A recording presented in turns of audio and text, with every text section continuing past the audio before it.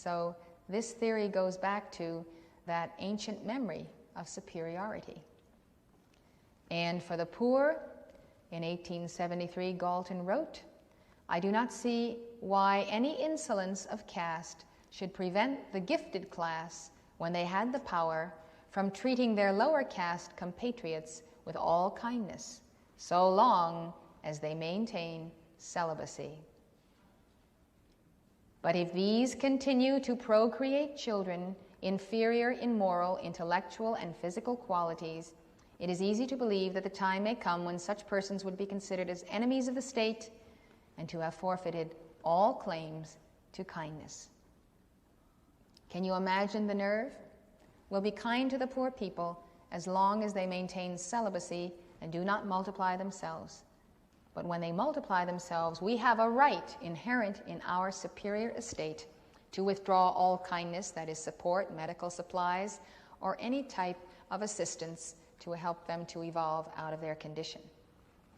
Galton's, quote, "scientific truths" were so profound to him that he concluded that enthusiasm to improve the race is so noble in its aims that it might well give rise to a sense of religious obligation.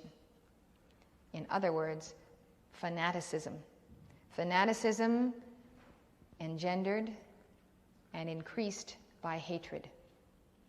No doubt Marx, with his scientific socialism, his love of the leadership class, the dictatorship of the proletariat, and his disdain for what he called the lumpen proletariat, the lowest class, whom he called those passively rotting masses, felt the same way.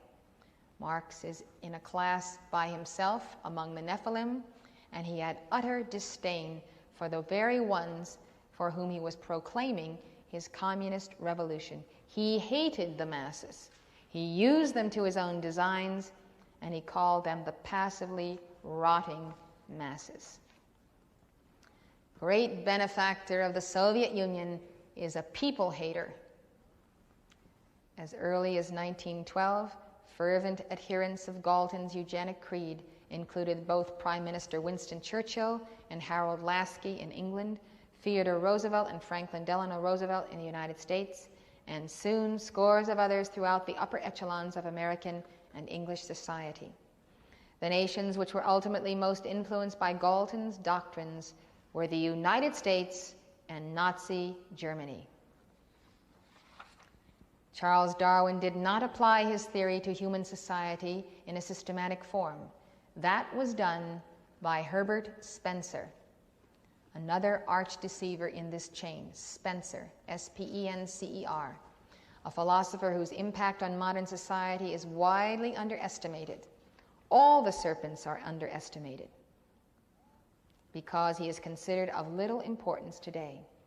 By the time Darwin had published Origin of Species, Spencer had already written along evolutionary lines in his essay, Progress, Its Law and Cause, published in 1857. It was Spencer, not Darwin, who coined the term survival of the fittest. Survival of the fittest. It's commonly used in conversation today. It has an insidious point. It means the super race has the right to survive, since they are obviously the fittest. They have a right to survive inherent in nature's laws, and therefore one must not interfere with the non-survival of those who are not fit. According to Spencer, life progressed from an incoherent homogeneity, which meant that all life existed in the small, uniform particles like the protozoa, to a coherent heterogeneity where there are dissimilar constituents such as the higher animals and man. The final result of this process was a civil society. Spencer held that an unknown and unknowable absolute force was continuously operating on the material world and producing variety, coherence, integration, specialization, and individuation. Gases concentrated to form planets, the earth became more variegated and gave birth to such simple animals as the amoeba. Man evolved from less complex species and at first lived in undifferentiated hordes. Various social functions were developed so that there were priests, kings, scholars, workers, and so forth. and knowledge was differentiated into the various sciences. In short, along with all other changing things, human societies evolved from undifferentiated hordes by means of increasing division of labor into complex civilizations. Spencer believed the social order evolved along the same lines as the biological order. He applied the principles of biological evolution to the social spheres. This became known as social Darwinism. During the late 19th century, Spencer's ideas were used to justify the wealth of the elite and the poverty of the lower classes as the outworking of natural law, the survival of the fittest.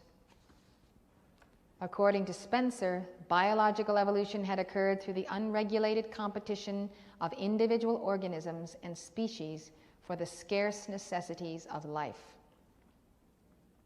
Unfit individuals and unadaptable species died or became extinct, leading to vigorous species and the eventual emergence of man.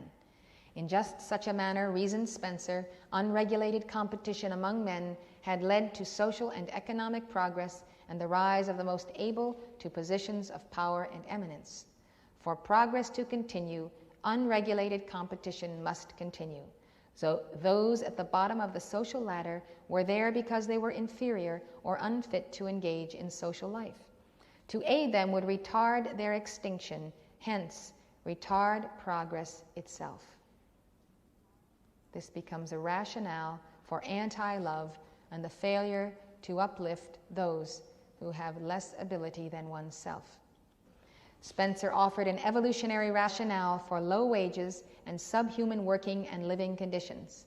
Galton offered hereditary reasons in the natural laws of biology for not wasting sympathy, money, education, and above all, health care on biologically low-class types.